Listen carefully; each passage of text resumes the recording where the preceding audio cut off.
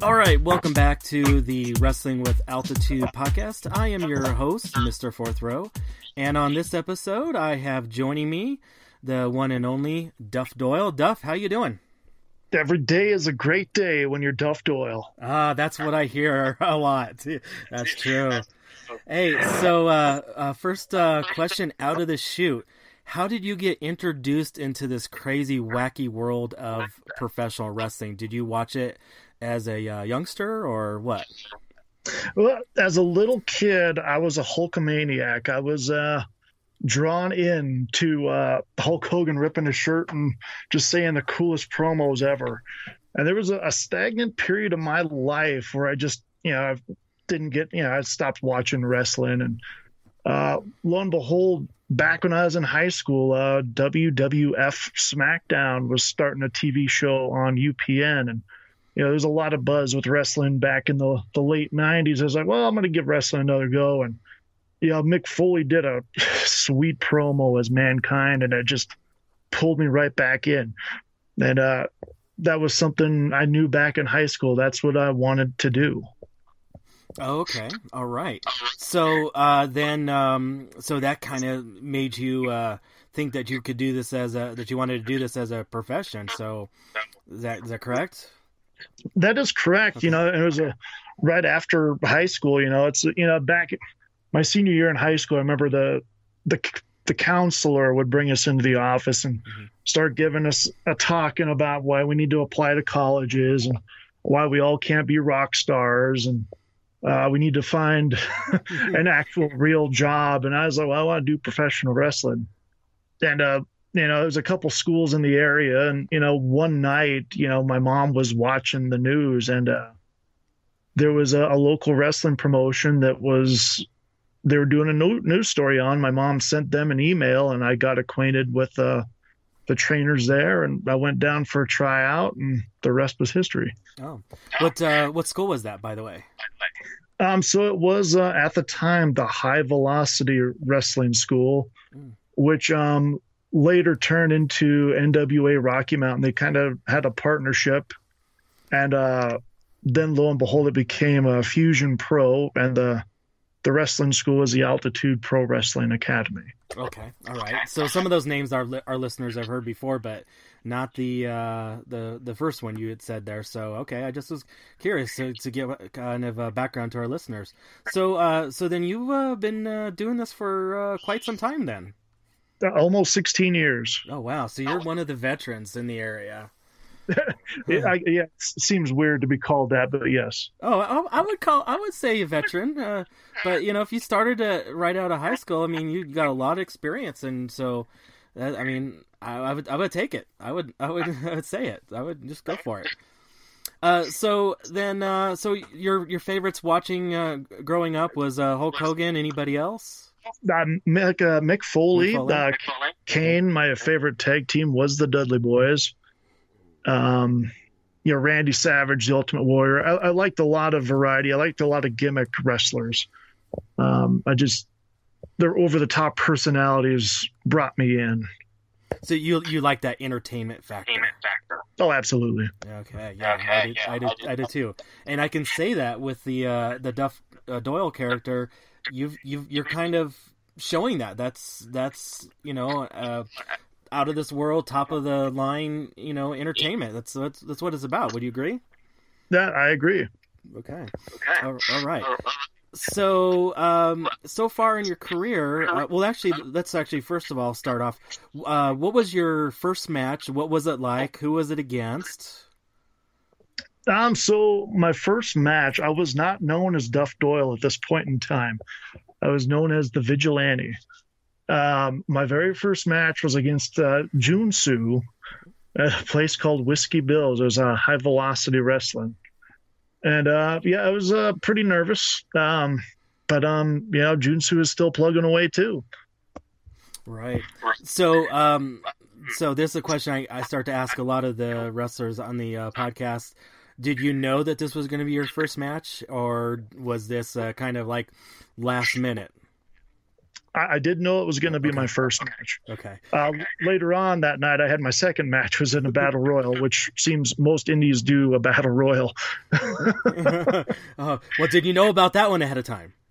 No, I did not. Okay. I did not know about the battle royal. All right, so half and half on that first night. Yep. What's it like? Well, gosh, in this case, what's it like not knowing when you first got notified that you were going to be in a battle royal later that night? I mean, what were you thinking? No, I thought it was kind of cool. I was like, well, I must have did okay if they want me to wrestle again. So it was a little nerve wracking, but at the same time, it went pretty good. All right. So who was your trainer coming up in the business? So my main trainers was Jeff McAllister, okay, and Billy Roberts, who wrestled under the name Billy V. Later on, there was a guy named Bison Smith, who was also one of my trainers. And Bison wrestled with ROH and Noah, and a little bit with New Japan. Oh, cool. Now, are you helping out in bringing up some of the young guns that are coming up in the business, like the Logan Austins and etc.? Yes, I'm a co-trainer at Extreme Gym 24/7 for professional wrestling. I typically run Thursday nights, and I have a good group of guys and gals that come up to train. Oh, cool. Now, what's it like getting that student that comes in, not knowing anything, and then seeing them come up with their first matches? Have you had that experience? Quite a few. I never coached anybody in school. I'd never joined any athletic teams. But to shape and mold my trainees to actually have their very first match and to know that they're doing well and getting booked with multiple promotions, that actually makes me feel really good and very accomplished. It's fun, and I'm glad to be a part of their lives, and hopefully they can learn from my mistakes and I guess to keep them maintain the level of professionalism to further their career further than I've gotten in mine. Yeah. So now, was any of your the people that you helped train, was any of their first matches against you? No, their second matches were. Okay. So that and then which is fine. That way they're used to training with me, but if they're wrestling other people, that branches out, and you could see differently, I guess, how they reacted to their match. Right. And, there may be a level they may not be as nervous going against somebody else versus their trainer, because with their trainer, would you agree maybe they would be like, oh, God, we got to get this right. We got to get this perfect. Yes, absolutely. Yeah. Okay. Yeah. Cool. All right. So then, so far in your career, have you had any great memorable moments that you were thinking to yourself after the match or during the match going, God, I can't believe I just did that, or I got to wrestle that person? My very first championship win was pretty special. I won the Fusion Pro Wrestling Championship. That was my first title I ever won, and it was definitely the most memorable and the most special to me. I've won a championship in all the promotions I've worked with, but that one is regarded as my highest one. Being contacted by WWE a few times to do extra work with them is also, I kind of geeked out the first time they ever called me. But it was a lot of fun, and I did some stuff with them back in March. I went down to Florida. They invited me to do NXT extra work, so it's fun. Yeah. So, and I think I remember seeing that. You're not hard to miss. No, I kind of planned it that way. It's goes with a Bass theory. It's the brighter. People have to look at you. I mean, if you don't stand out in some way, shape, or form, you're just going to blend in, and then you're easily forgotten. Yeah, right. Yeah, that's true. There's something William Regal had told us because he used to meet with everybody and talk to them about the business. What they're looking for, and if you don't stand out, if you're just average, that's all you're ever going to be. Right. Okay, so along with the same lines about memorable moments, Who have been your favorite opponents to work with? Either as a single, even though, and also as a tag team, even though I don't think we see you in a tag team competition too much. But what are your thoughts? What are your favorite opponents to work against? Going back a long time ago, there's a guy named Paul Diamond. We ended up, that's the night I won my championship with Fusion. It was a gauntlet match. It was 8 of us wrestling each other. And him and I were the last ones. We were both baby faces, and it was so loud because nobody knew how it was going to go. And I ended up getting him in the trailer hitch, and he ended up tapping out, and it was so loud. I've never had a experience like that before. Years ago, I won a tag team match. It was a tag team cup, the NWA Western States Championship, with Dustin Urich. This is also back at Fusion, so he would have to be my favorite tag team partner, and that's quite a few years ago now. But yeah, that was a lot of fun. Oh, very cool. Now, any memorable tag team moments? People that you as a partner and as opponents that you liked working with? Yeah, it was his name was Tristan Gallo back in the day, which is Martin Casals. Okay. And Dallas Murdoch, they tag teamed together, and Dustin and I had wrestled them a few times, and that was my favorite tag team match ever, because even the people who booed me were cheering for me by the end of that night. It was a lot of fun that night. Oh, you turned the tide that night. Yeah, it was, the anti-Duffs, they used to wear yellow. They used to boo me, but they had talked with my little brother saying, dude, I couldn't boo Duff tonight, man. It was great. It was, which was good. Oh, great. So beyond the WWE, any other brushes with fame that you've had in your career? So I got to wrestle at the Cauliflower Alley reunion in Las Vegas. It was their 50th anniversary. They did 2 shows, the Casino Royale, and I was the only guy from Colorado that got to wrestle both nights. They were both in battle royals, but when you're going out there, there's a huge collection of promoters and independent wrestlers and independent promotions that kind of look. So it's more of a networking type of thing. And that was a lot of fun too. There was a lot of people from New Japan, former WWE guys, Impact wrestlers were there. I mean, it was a good time. And I'd recommend any indie wrestler to sign up for the Cauliflower Alley Club and go out to the reunion just to learn stuff from the old timers, because you will learn stuff. Right, and it's for a great cause too. Yeah, it is. It's a nonprofit that helps professional wrestlers, and something I believe in. It's truly does a lot of wonderful things for people. Yeah, cool. Yeah, cool. Awesome. I like it. Okay, so let's talk about the future. Any people you would like to face anywhere, anytime, any promotion, anyhow? Dope, man. Anyone at WWE would be great. Let's see. Anytime, any place. Well, I do want to wrestle AJ Holiday. I don't know when that's going to happen, but when it happens, it is going to be a beating of a lifetime for AJ Holiday. And what's your beef with him? Just because he's kind of hooked up with Dooley Trailer right now, or what? He is teaming with Dooley Trailer, and I feel a little betrayed because I took that kid under my wing, and now he's with him. Yeah.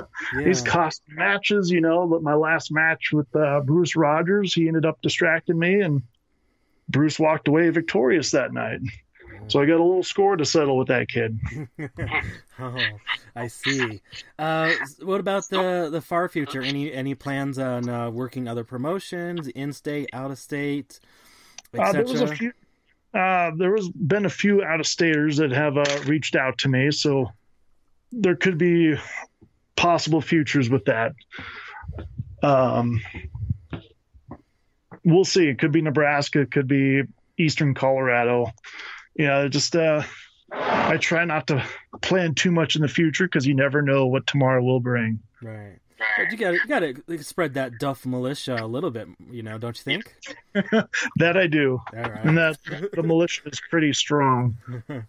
Cool. All right. So now I'm gonna have an oddball question because I've ran into you outside of wrestling a few times at science fiction conventions. So what's Duff's favorite type of sci-fi? Oh, Godzilla. Oh, Godzilla. Okay. And you're excited about the new movie coming out? Oh, absolutely. Absolutely. All right. So how did you get interested in Godzilla? Was it the old movies? Oh yeah. I mean, it's pretty much wrestling just with monsters. It's a lot of cool stuff. What little kid doesn't love a Tyrannosaurus? And Godzilla was, I thought, cooler because he had longer arms and he blew fire. I mean, it was sweet. Cool. All right.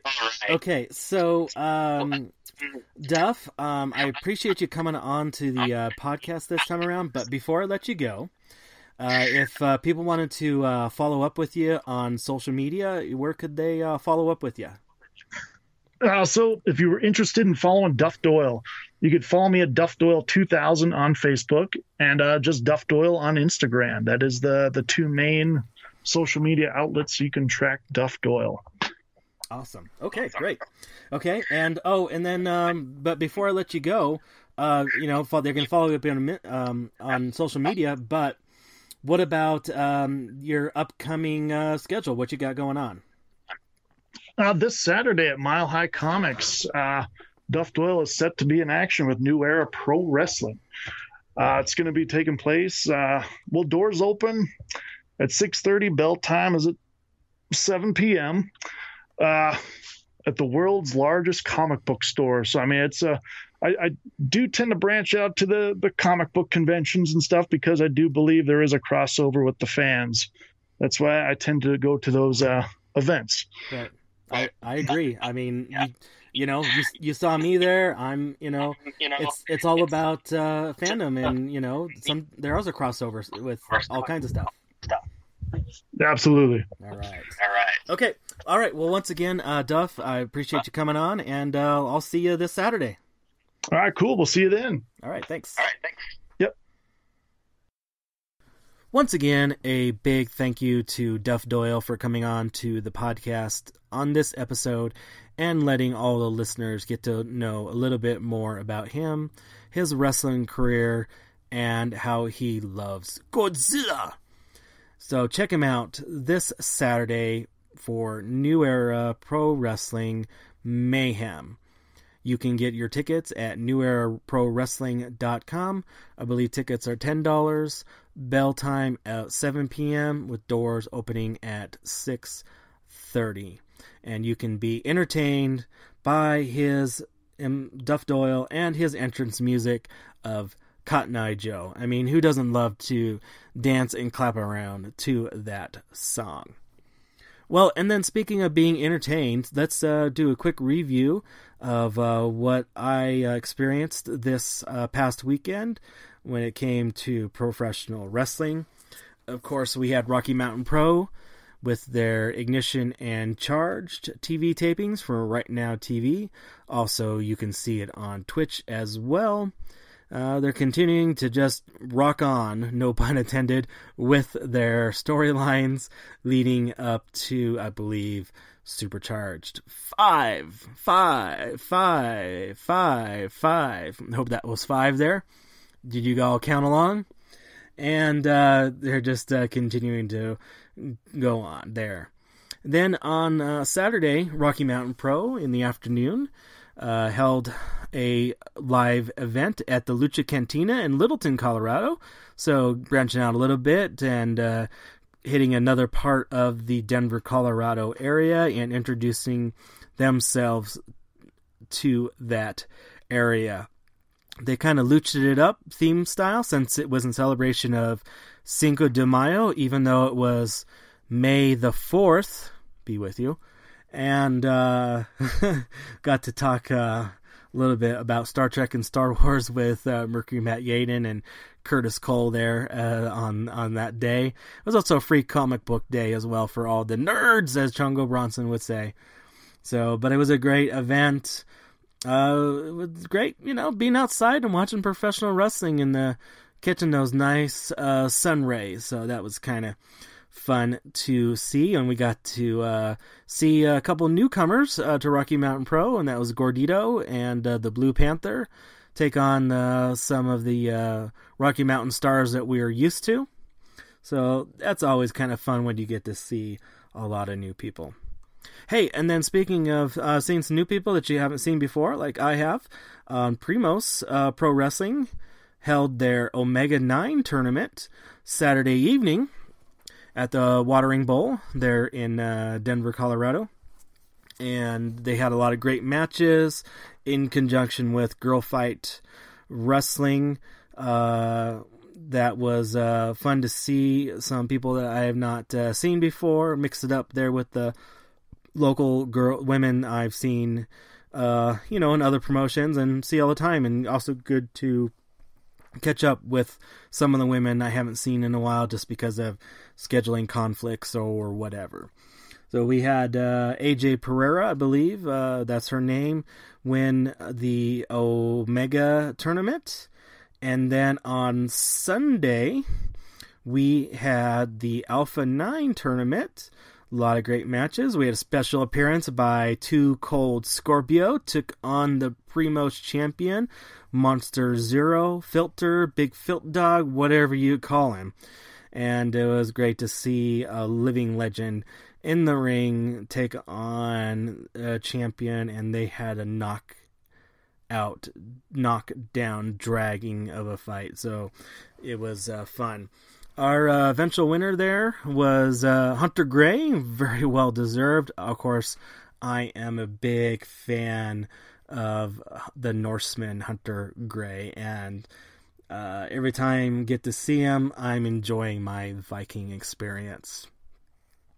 So well, that was it that I attended, and I know there were some other events that I did not, but hey, if you guys ever want to send in your thoughts, hey, email them in or to podcast at wrestlingwithaltitude.com, or tweet at us at WrestleAltitude, or even hit us up on the Facebook. So great to hear any kind of your thoughts, and I'll try to read them on the show.